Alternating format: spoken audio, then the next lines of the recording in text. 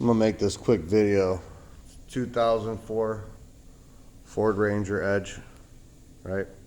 I'm doing these rear drums and brakes, shoes, wheel cylinders, hardware, the whole nine, right?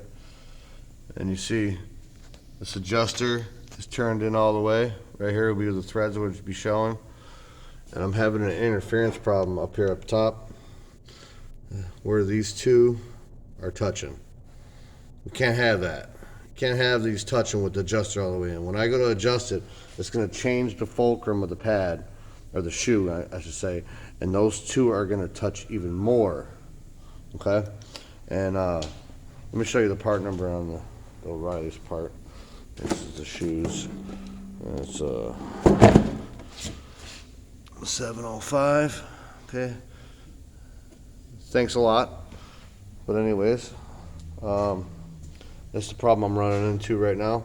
So what I'm gonna have to do is and this is just, I didn't even try driving this. It's just my personality. I over inspect everything. I don't want to have problems and comebacks. You know what I mean? I want happy customers. I want parts to last past our warranty, so we're not constantly just warrantying parts out. So what I'm going to do is just go ahead and put pressure. This is just my hack, so I don't have to take this all back apart because I didn't discover it until I installed everything. So what I'm going to do is I'm going to pry here, okay, and I'm going to put the screwdriver up top. I'm just going to give it a little help. I'm not trying to do this one-armed, just to see, just to show you that this is capable. I'm using my forearm to push down the pry bar, and I'm just easing this up off the hump. So now let me get my light back on. Okay, so now I got this exposed, right? What I'm gonna do now is I'm gonna literally take my grinder, go in here and shave some of that off. There's no problem with how much is on. Okay, they're half moon shaped cuts to fit on this center shaft. That's all good. I'm not taking that out. I'm just taking a couple thousandths or so off the end of these. You know what I mean? Just to give you a reference, I'm gonna go to the other side. I'm gonna put on pause. Hold on one sec. Okay, so this is the other side. This is the driver's side. Okay, crusty, original adjuster out. Okay, and look at the gap I have. Okay, they're not even touching, not even close, and that's what the adjuster. This is at its life of the shoe. Okay, you see the shoes. They got a little meat left to them, but they're definitely down, and that's an issue I'm trying to deal with. So I'm going to try to achieve this clearance, you know, more than this when it's adjusted down. If I was to adjust this down, it's about that much more of a gap that's going to be up here because it's just the fulcrum of the shoe. Okay, is the more you adjust that out, the more this gets closer at the top. It's just how that all works. If I was to adjust this down, I would have a pretty substantial gap up here, okay? And you just want clearance, so nothing's binding or making any noises. That's just the kind of work that I do, you know. I had to put it on pause. I was trying to move, but just this extra detail, attention to detail to your job is important when you're doing rear drums. It's such an easiest part of a car to learn. Okay, do the drums. Once you get drums, you'll be able to do one side.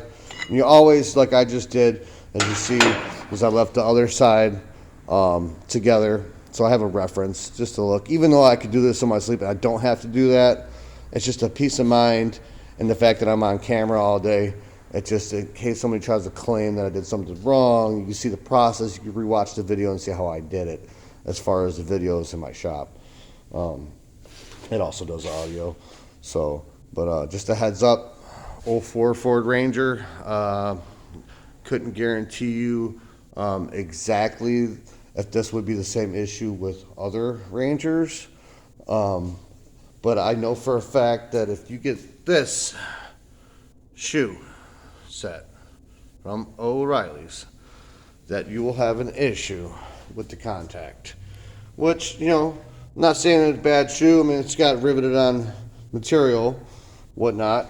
All my hardware fits right so far. Just that's the only issue, and that's just from me being a little meticulous in my work. That's just how I am. This might not even have a problem with it being like that. But to me, it seems like the more this would touch, the more it would bring these half moons off contact of the center shaft, which helps pivot and everything moving smoothly. So if I adjusted this adjuster and eventually the contact gets so bad it pulls away contact from each other because it's going to separate. It's like, opening a pair of pliers and pretend that this point is the very tip here, right? So, you get what I mean. So, any questions, any tips for me, feel free to put it down in the comment section. I'm just, every time I come across something that would be very helpful to somebody, hopefully nobody else has this issue or has done these shoes on their own Ranger and didn't check. Would probably be a good idea to go ahead and tear your back brakes back down and just double check. Make sure that's not contact, because that will cause a problem. Like when you hit the brakes and you'll hear your shoes move around, you'll hear like hardware squeaking, and that's going to cause also the contact pads to wear out rapidly. And I always put a little bit of the caliper grease on each pad. I clean all the pads off on the backing plate. Everything's all prepped. When I have more time, usually I kind of put some high temp paint on the backside, and also on the drum. But all right, man. Hope you guys learned something, and I hope you guys go double check your Ford Ranger rear drum brakes. I can imagine this could be a problem with other makes and models.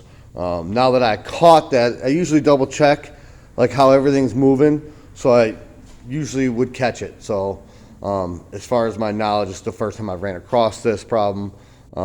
It makes me double think like all my rear drum brakes I've done. But I feel like I would have caught it just like I caught the situation. But happy wrenching, and hopefully this helps out somebody. All right, you guys take care. Peace.